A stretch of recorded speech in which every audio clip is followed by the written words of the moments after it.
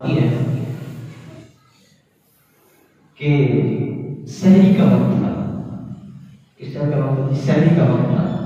تو آپ فرماتی میرے ہاتھ سے سوئی نیچے گر جاتی ہے،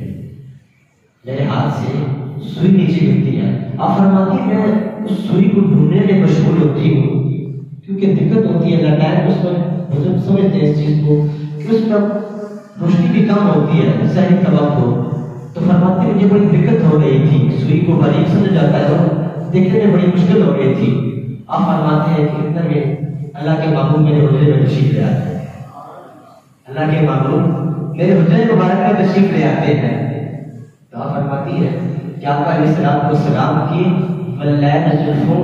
آقا علیہ السلام کے منتہا کے چہرے کی نور کی تجلیات کے صدقے سے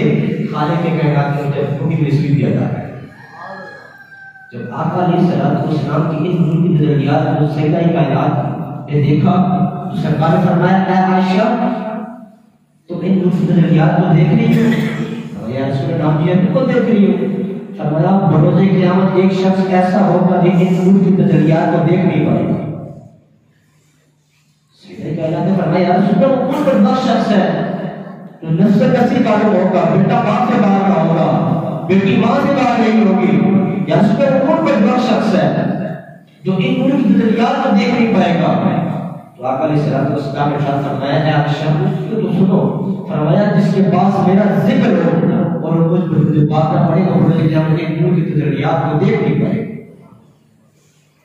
فرمایا جس کے پاس میرا ذکر ہو رہا ہو اور مجھ پر بات نہ پڑ رہا ہو، میں بروزے قیامت کو ان نور کی تجلیات کو دیکھ نہیں پائے گا۔ تو اس کی اونچی آواز سے محبت سے بات پڑے السلام